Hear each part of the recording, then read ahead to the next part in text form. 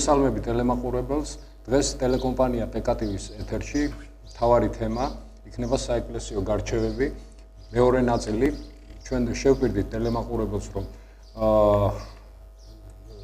მას შემდეგ რაც გავიდა პირველი ნაწილი და წამყვანს ქაბატონ ქეთევან სესიაშვილს მიყავდა ეს გადაცემა.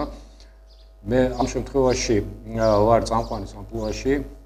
დღეს ჩვენ საზოგადოება და სამართლის რუბრიკაში გავაერთიანებთ მეორე რუბრიკასაც, ეს იქნება რეალური ანალიზი და ფაქტიურად მიმოვიხილავთ ბოლო პერიოდში ეკლესიასთან დაკავშირებულ, ქართულ მართლმადიდებლურ ეკლესიასთან დაკავშირებულ ყველა იმ პრობლემატიკას, რომელიც უახლოესი წლების განმავლობაში, უახლოესი 2 წლის განმავლობაში განვითარდა და ფაქტიურად დღეს მივედით ისეთ სიტუაციამდე, როდესაც საეკლესიო და ეროვნული მოძრაობის თითქოს აღორძინების მცდელობები ერთმანეთზე გადაიკვეთა და ამ გადაკვეთის შედეგად ვიღებთ ძალზედ რთულ სურათს.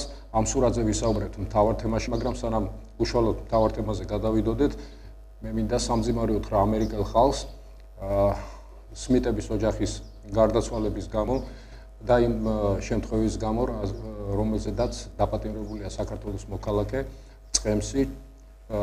ტელეკომპანია PKTV პირდება მაყურებელს, რომ თვალყურს მიადევნებს აღნიშნულ პროცესს, სამართლებრივ პროცესს და ინფორმირებას მოახდენს მისი ერთგული მაყურებლის აღნიშნულთან დაკავშირებით და იმედია, რომ გაირკვევა ყველა დეტალი, იმიტომ რომ ეს არის საერთაშორისო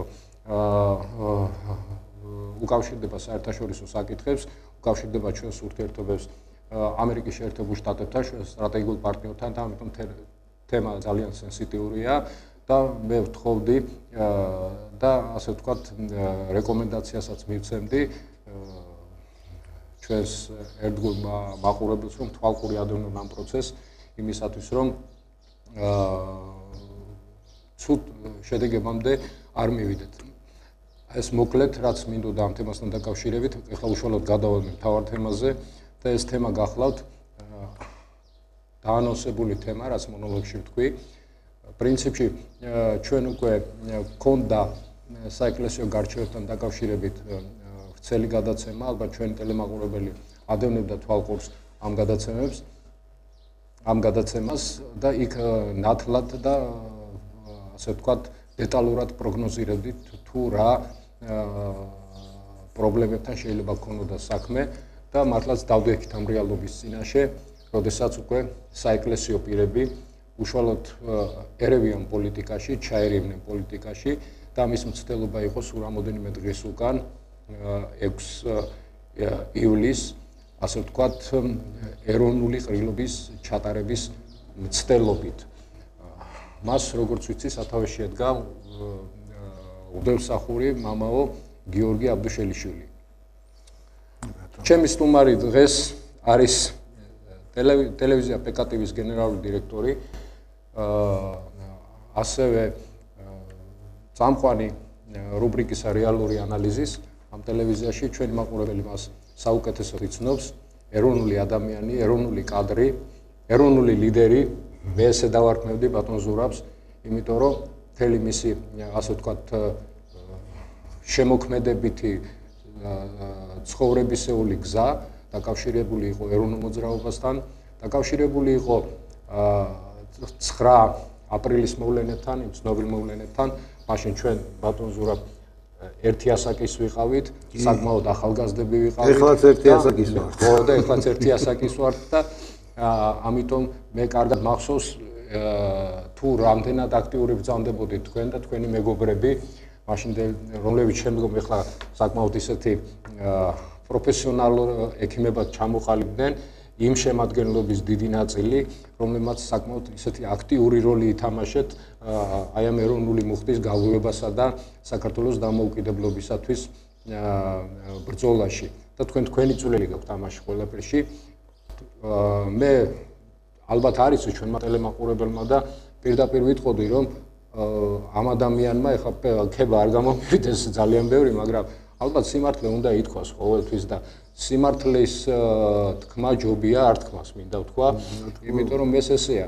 და უფრო მეტად ჯობია კიდე ნახევრად სიმართლეს. ხო, რა თქმა უნდა, ნახევრად სიმართლე საერთოდ სათქმელი არ არის, იმიტომ ნახევარ სიმართლე უფრო შმატისეულია, ვიდრე ბატონო. ხო, ვიდრე ისეთი ტყვილი ნათქვამი ეთერში. ახლა მოდი გადავიდეთ მთავარ თემაზე, ბატონ ზურაბ. მე მინდა ჩვენს ტელემაყურებელს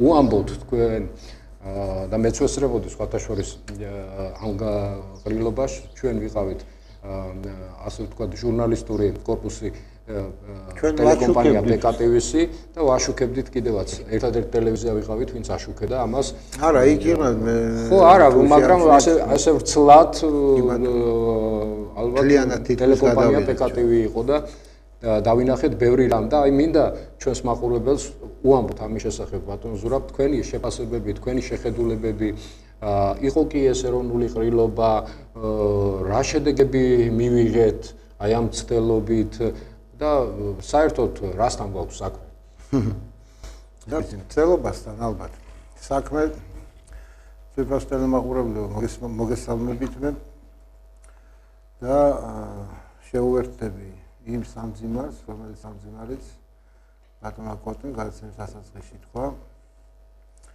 ეს არის ამერიკული ოჯახის ასე ვიტყოდი განადგურება საქართველოს ტერიტორიაზე. ისინი მოსპობილნი იქნენ და ამ საქმესთან დაკავშირებით დაკავებულიც არის მწყემსი და მე გამოვალ იქედან რომ რაღაც მოხდა ალბათ ისეთი მიუტევებელი რის გამოც მოხდა ეს ამბავი მე ესე ვფიქრობ იმიტომ რომ ქართველი კაცისგან მით უმეტეს მწყემსისგან ესეც სისასტიკე წარმოუდგენელია თაში სადაც სტუმართმასპინძელი ჩვენ ისიც არ დაგვაუწყდა სიფროს ტელემაყურებლებო რომ ძალიან ხშირად ყოფილა რომ დაუკავებიათ ადამიანი რაღაცისა გამო და აღმოჩენილა რომ ეს ადამიანი სულაც კავშირში არ არის ამასთან და ეს პირის ხელკვალზე თითქოს დაკავება მოხდა მაგრამ ჯერ გამოძიება დასასრულებელია არც დაწყებულა ახალი დაწყებულია გამოძიება და დაველოდოთ მართალია მე ნაკლებად იმედი მაქვს რაღაცა დღევანდელი უნიათო ჩვენი სამართალდამცავი და საგამოძიებო სტრუქტურების მოქმედების მაგრამ მაინც ვინაიდან მათ სამართალდამცავი სტრუქტურები, საგამოძიებო სტრუქტურები ქვიათ, მე ვიმედოვნებ რომ იქნებ ეს ამბავი მაინც არ ვიტყოდი დროულად, მაგრამ რეალურად გამოიძიონ, იმიტომ რომ დროულად გამოძიება დრო რასმი ქვია დრო, თავარია, სწორად და мотиваცია უნდა გაირკვეს რა კავშირი ჰქონდა ამ წყებს, ამ უცნობ ამერიკულ ოჯახთან, ესაც დასადგენია, რის გამო რა მოხდა. ყოველ შემთხვევაში ადამიანების სიცოცხლებია მოსპობილი, უდიდეს სამძიმარს უცხადებ მე თვით ამერიკელ ერს და ამერიკის მთავრობას, მოსახლეობას, იმიტომ რომ ისევე როგორც საქართველოსთვის და ყველა ქართველისთვის თითოეული ქართველის სიცოცხლე უაღრესად ძვირფასია, ასევე ამერიკის მოქალაქეებისთვისაც განსაკუთრებულად ძვირფასი უნდა იყოს თავიანთი მოქალაქეების სიცოცხლე და რომ არ მოხდეს დიდი სკანდალი, უნდა მოხდეს მართლა რეალური და სწორი გამოძიება. გეთანხმებით. არა ჟარგონს ვიხმარე ახლა უბრალოდ არა ვინმესთვის შეტენვა ამისი ეს არ იქნება სწორი. ყოველ შემთხვევაში ამ მოვლენები განვითარდება, ამას ჩვენ გავაშუქებთ როგორც თქვენ შეპირით მაყურებელს და მივადევნებთ თვალს. მივადევნებთ, იმიტომ რომ ჩვენ ტელევიზია ვართ, ჩვენ მედია საშუალება ვართ და ჩვენ ვალდებულებიც ვართ ამას თვალყური მივადევნებთ. რაც შეეხება პარასკევს ჩატარებული ყრილობას. ჩვენ ტელეკომპანია იმყოფებოდა იქ როგორც ერთ-ერთი მედია საშუალება, რომელიც დაინტერესდა და უნდა ინტერესდებოდეს აბსოლუტურად ყველა მედია საშუალება ქვეყანაში მიმდინარე ყველა პროცესით და განსაკუთრებით ისეთი ღონისძიებით უნდა ინტერესდეს, რასაც ქვია ქართველი ხალხის ყრილობა. და ზუსტად ამ ინტერესსა და გამო ჩვენ მივედით, გადავიღეთ ამ წუთას დამონტაჟების პროცესშია ჩვენი მოძიებული მასალა და უახლოს ორ დღეში ალბათ წარმოგიდგენთ ციფროს ტელემაყურებლებო და ჩვენ კომენტარებსაც, მაგრამ სხვა მედია საშუალებებით ძალიან ისე ხანძლივი დრო დაეთმო ამ მაგრამ უფრო მომზადების პროცესს ალბათ. ხანძლივი დრო დაეთმო ამის ანალიზს. მე სხვა ტელეარხებზე უყურე გადაცემებს, შაბათსაც, არასდროს საღამოსაც იყო გაკვით, მაგრამ და შევატყე რომ ქართველი ხალხი ძიების პროცესშია და ეძიებს იმ მიზეზს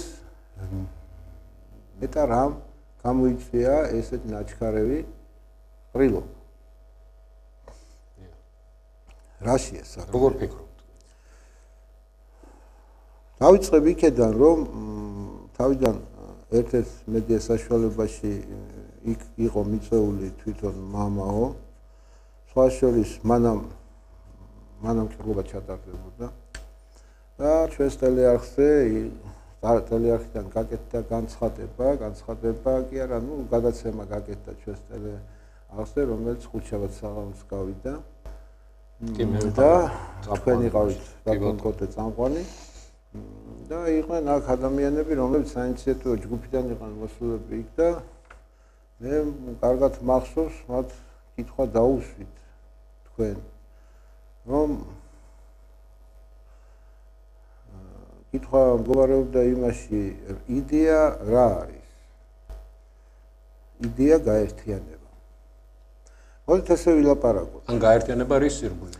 და გაერთიანება რის სირგულე თქვენ კითხავს დასვით, მამაო სირგულე გაერთიანება?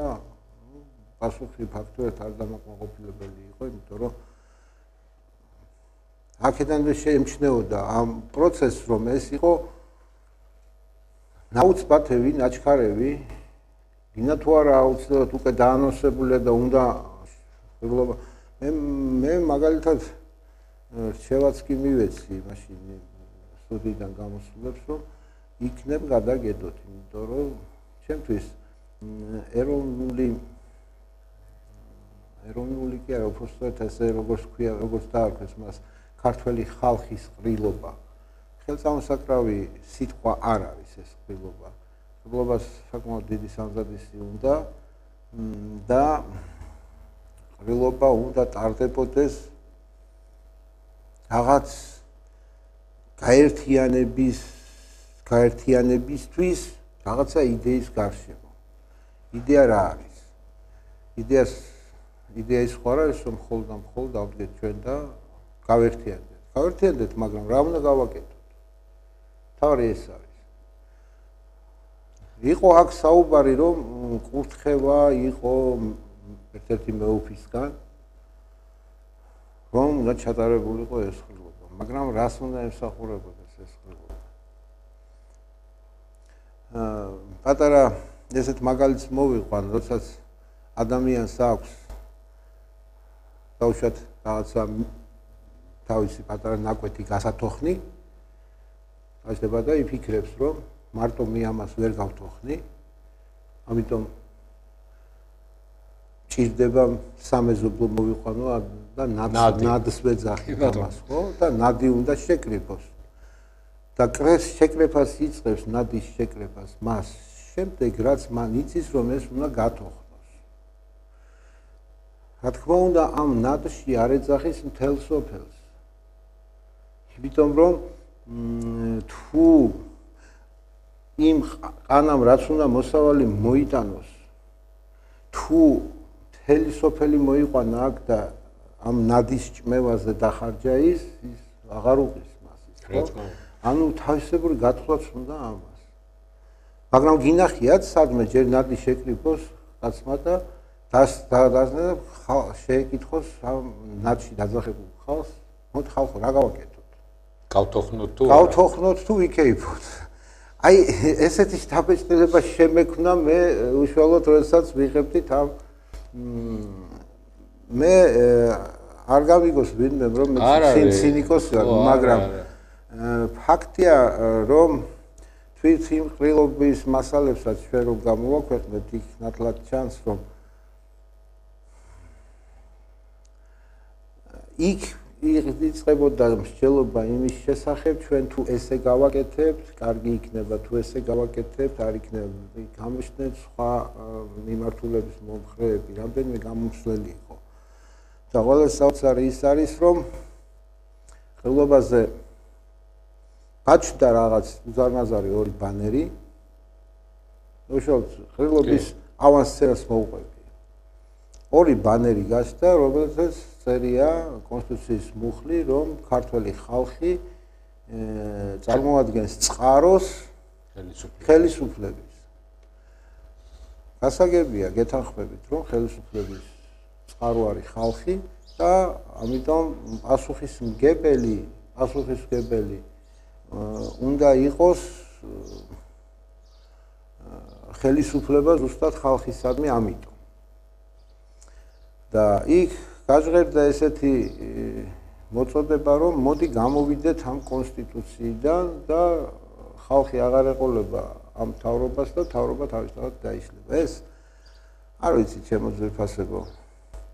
ძალიან უსუსური, გულუფრთხილო ნათქვამია. ეგ ერთი, მეორე, ნაჩქარევად მოფიქრებულისა და გამო იქ ეწერა, რომ საქართველოს კონსტიტუციიდან გამოვიდეთ.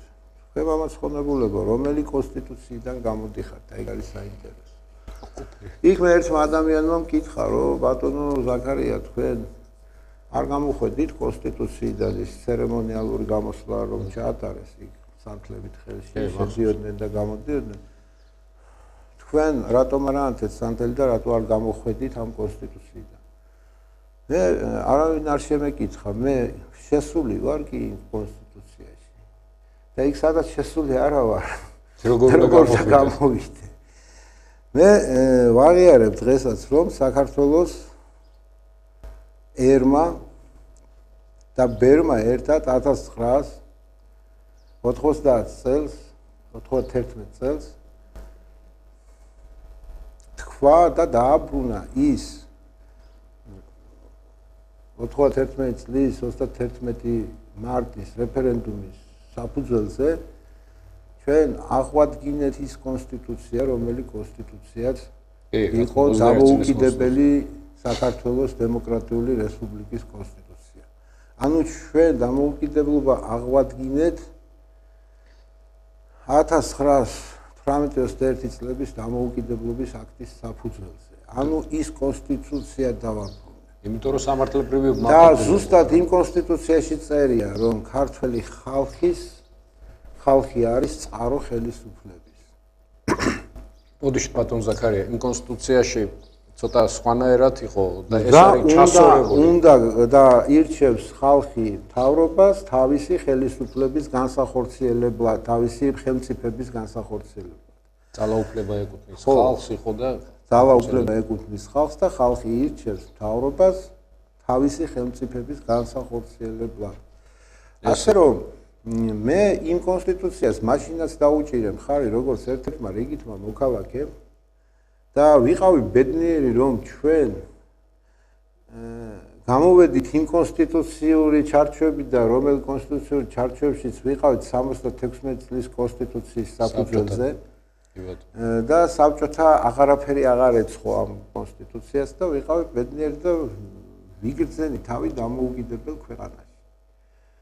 მაგრამ ავად სახსენებელი 91-92 წლების მოვლენების შემდეგ, როდესაც დაამხეს ხალხის მიერ არჩეული ხელისუფლება და ეს ის ხელისუფლება, რომელიც არჩეული იყო ხალხის ხელმწიფების განსახორციელებლად, ეს ხალხი მოსწეს, ანუ ხალხის ხელმწიფება დაამხეს პრეზიდენტის დამხობით.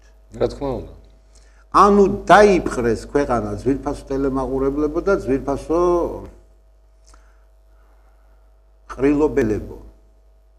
მაშინ მოხდა საქართველოს დემოკრატიული რესპუბლიკის დამხობა და დაპყრობა, ქვეყნის დაპყრობა მოხდა საოკუპაციო ძალებით. ეს არაერთგზის ჩვენი ტელევიზიით ხშირად გვითქვია და დღეს საქართველოს მართავს საოკუპაციო ადმინისტრაცია. ეს ორჯერ ორია გადაგვაჩნდა ენა ამის ლაპარაკში, ჯერ არა მარტო ამ ტელევიზიიდან, არამედ მანამ ტელევიზია იქნებოდა, მანამდეც ამ თემაზე საუბრობდით.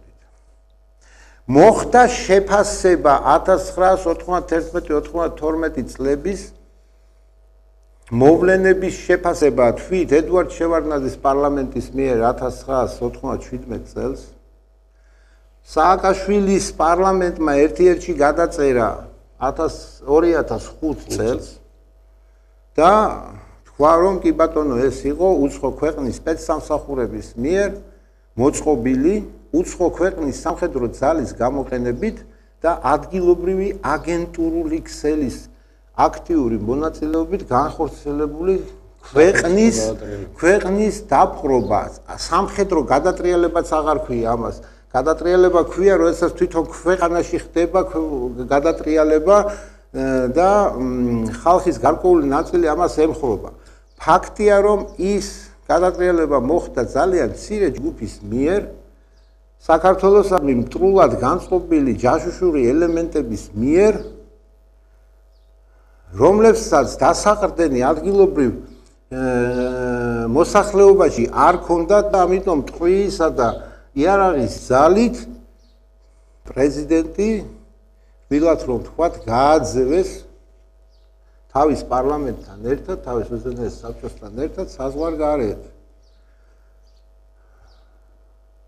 და თქვენ წარმოიდგინეთ მისი დევნა განხორციელდა წლების განმავლობაში და 93 წელს პრეზიდენტი მოკლეს. კაცი, რომელიც ჩამოვიდა საქართველოში და ბრუნდა მას და ამას დღემდე იძიებენ და დღემდე არაერთი ადამიანი იძიებს, მაგრამ გამოძიება რატომღაც საბოლოო სიტყვას არ აქვს. პლუს ამას ჩვენ კი ვთქვით, რომ მოხდა საოკუპაციო რეჟიმის გამარჯვება და საოკუპაციო რეჟიმი დამყარდა. და რაღაცა სამხედრო საბჭო მოახდინა ეს, ხო? და რომელმა სამხედრო საბჭომაც შემდგომ დანიშნა სამხედრო საბჭოს გადაწყვეტილებით უკანონო პრემიერ-მინისტრმა გამოსცა ბრძანება, რომ უნდა პარლამენტი უნდა შექმნილიყო და სამხედრო საბჭოს ერთი მე რამდენადაც ვიცი იმ პერიოდში ედვარდ შევარდნაძის საქართველოს მოქალაქე აღარ იყო. სახელმწიფოს მეთაური ერქვა. არ იყო საქართველოს მოქალაქე, რო ჩამოიყვანეს. ვინ მისცა მას საქართველოს მოქალაქეობა? ანუ უცხო ქვეყნის მოქალაქე მოვიდა, სამხედრო საბჭოს სათავეში ჩაუდგა, ოკუპაცია არ არის ქვეყნის, აბა რა არის? ქვეყნის დაპყრობა არ არის უცხო ქვეყნის ძალების მიერ? და ამაში ვინც მონაწილეობდა იმ ხალხს ჩვენ არავითარ დანაშაულს არ ვადებთ, გამიგეთ? და ჟურნალისტები დღითი დღე მიდიან და მათგან ინტერვიუს იღებენ და არავის აზრად არ მოსდის, რომ ეს ხალხი სახელმწიფოს წინაშე დამნაშავეებას გამოაცხადოს. სახელმწიფოს წინააღმდეგ ჩადენილი ძილგამომთხრელი და დამღუპველი საქმიანობისა და გამო პირველ რიგში თუ ჩვენ სამართლიანობისკენ გვიდასვლა, უნდა ქართველმა ხალხმა უნდა მოითხოვოს ედვარდ შევარდნაძის, თენგიზ სიგუას, თენგიზ კიტოვანის, ჯაბა იოსელიანის და ყველა იმ მაღალი ფიგურანტის გასამართლება როგორც სახელმწიფო მოღალატეების. მათ შორის პოლიტიკური პარტიებისაც მინდა. და გარკვეული პოლიტიკური პარტიები უნდა დაექვემდებაროს პირდაპირ დახურვას. ჩვენ თუ გვინდა სამართლიანობა აღვადგინოთ და დავბრუნდეთ სამართლიან ჩარჩოებში. აი, რის გარშემო შეიძლება გაერთიანდეს ხალხი და ყრილობა კი არა, რეფერენდუმებიც კი ჩავატაროთ.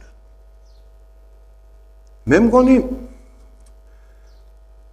უნდა ყოფილიყო ჩამოყალიბებული ჩვენ რა გვინდოდა არა ის რომ საქართველოს კონსტიტუციიდან გამოვიდეთ. საქართველოს იქ მაინც სიტყვა მაინც თქმული იყო ჩემო ძვირფასებო იმის შესახებ, რომ რომელი საქართველოს რომელი კონსტიტუციიდან გამოდიხართ, ხალხო? ხო არა, იქ მე ერთი აბსურდული ფრაზაც მოვისმინე, ბოდიშით გადაწყვეტინე. ეხლა გამომდის ძალიან დიდი კრიტიკა და ადვილია ბატონო 91 წლის კონსტიტუცია მოქმედებაშია.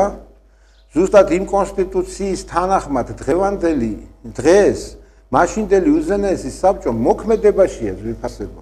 უბრალოდ მათ რამდენად შეუძლიათ თავიანთი ხელისუფლების განხორციელება ეს მედლის მეორე მხარეა, მაგრამ არსებობს უზენაესი საბჭო თავის თავმჯდომარით და ზუსტად ამიტომაც იყო, რომ ამისთანა გაურკვეველ ყრილობაზე არც ერთი უზენაეს საბჭოს არც ერთი დეპუტატი არ იყო იქ, მე ვერ ვნახე.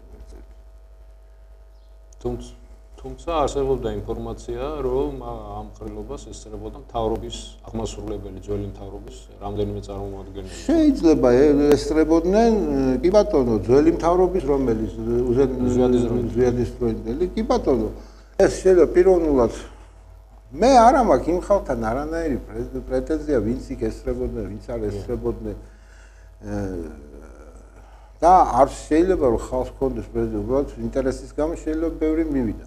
იმიტომ რომ ეს ყრილობა არ იყო ყრილობა. მე იქ ყრილობისა ვერაფერი ვერ დავინახეთ, ერთი იქ დელეგატების რეგისტრაცია უნდა ყოფილიყო თუ ყრილობა იყო. რა თქმა უნდა. დელეგატებს უნდა ქონოდათ თავიანთი სადელეგატო მანდატები.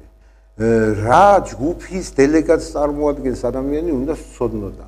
ეს იყო ჩხოროწყუდან ჩამოსული დეპუტატი თუ საგარეჯოდან ჩამოსული დეპუტატი, ხო? და ერთი პატარა ვისი შეგაშველებთ პატარა ფრაზას მე დავინახე სამი ისეთ პოლიტიკური ძალის წარმომადგენელი, რომელიც ასოცირდებოდნენ სოციალ-დემოკრატიულ პარტიასთან.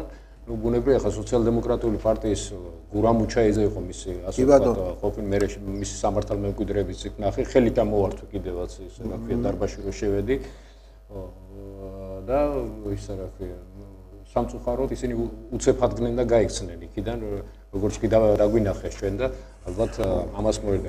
ხალხის პარტია იყო და კი იყო პარტიული წარმომადგენლობებიც იყო, გესმით, რაშია საქმე და აი მე ერთი რამე ვერ გავიგე, სად სოციალ-დემოკრატიული იდეოლოგია, სად ასე ვთქვათ ხალხის პარტიის იდეოლოგია, რომელიც კობადავითაშვილს ეკუთვნოდა შემდეგ და ასე ვთქვათ ეხა მის სამართალმემკვიდრე არ ვიცი, ხალბატონიჩ და იქ ხო პრეზიდიუმში და კიდევ რამოდენიმე ისეთ პოლიტიკური პარტიის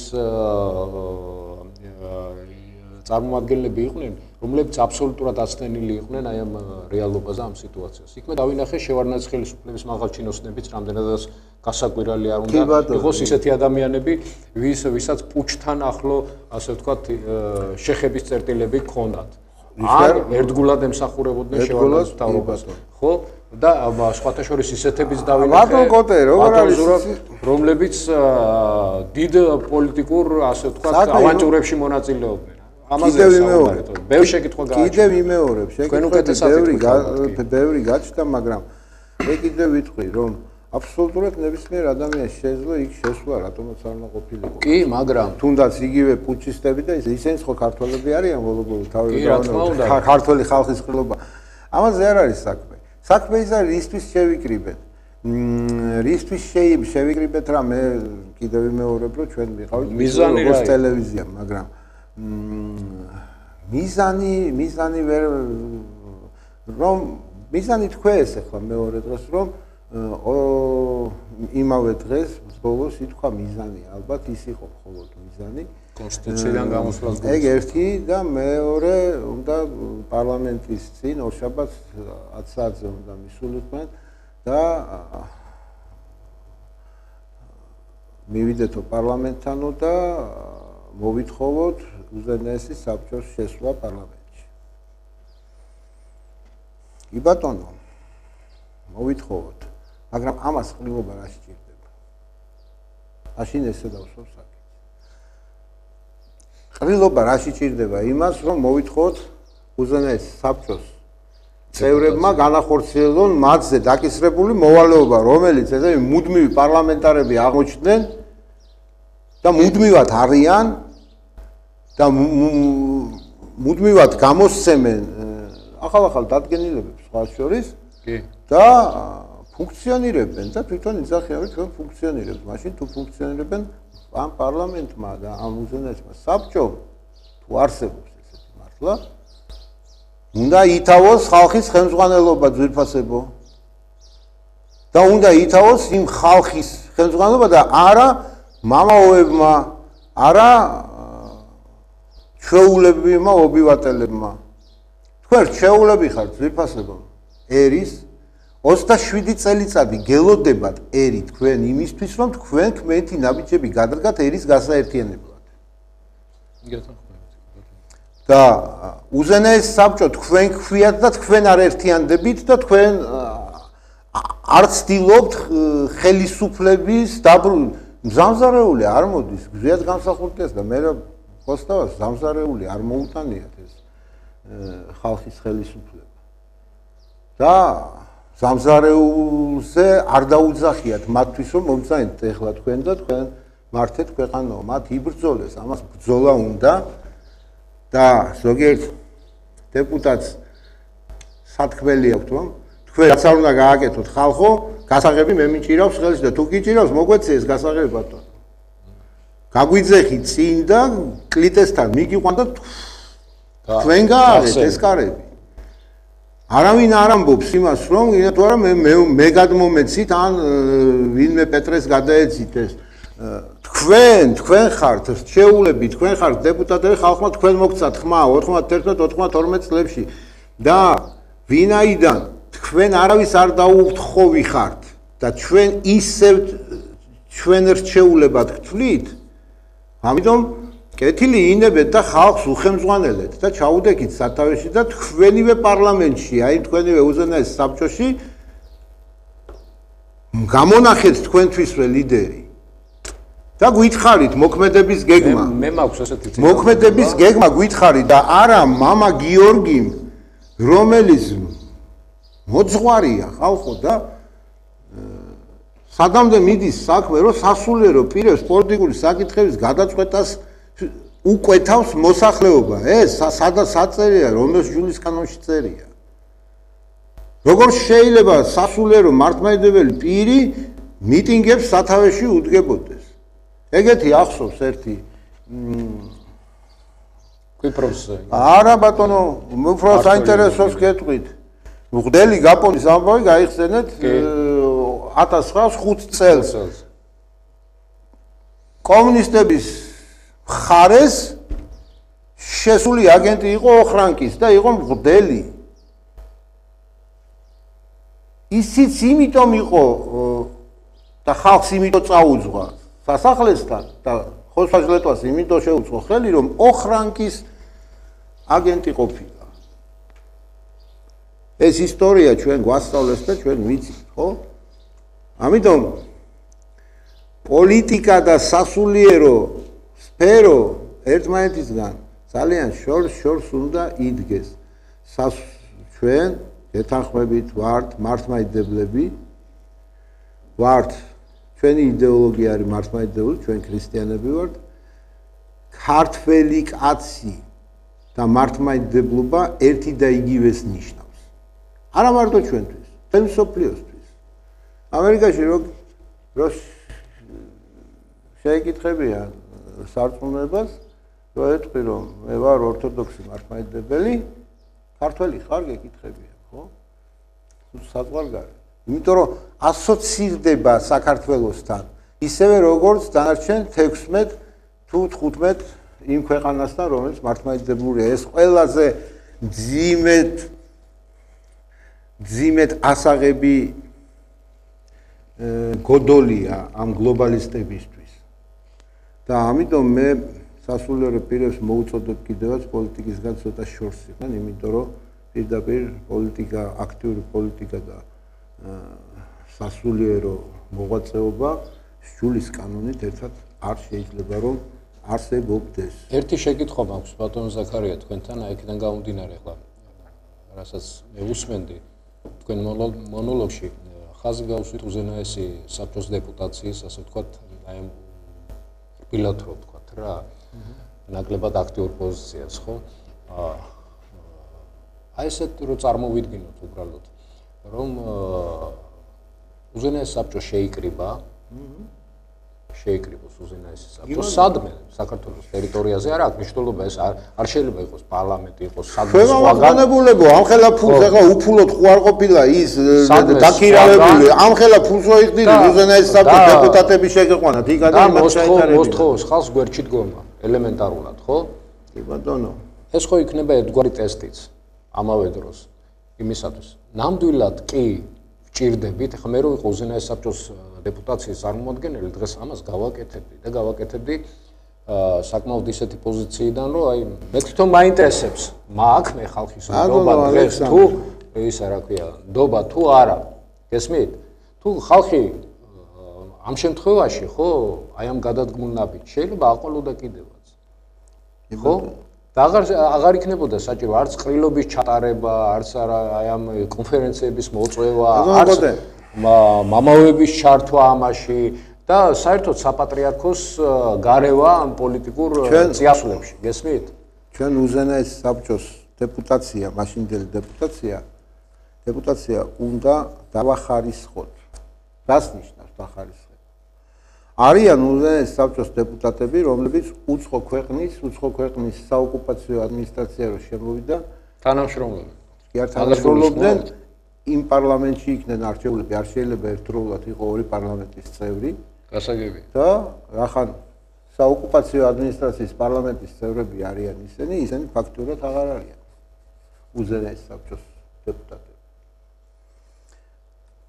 პლუს ამას წავედით ის უზენაეს საბჭოს ის დეპუტატები რომლებიც პენსიას და შეღავათებს იღებენ საოკუპაციო ადმინისტრაციისაგან მორალურად მათ უფლება აღარ აქვთ იწოდებოდნენ მაგას გულისხმობდი ზუსტად იმიტომ რომ ხარსონმა ხალხმა საოკუპაციო ადმინისტრაციასთან სათანამშრომლოდ არ აირჩია ეს ხალხი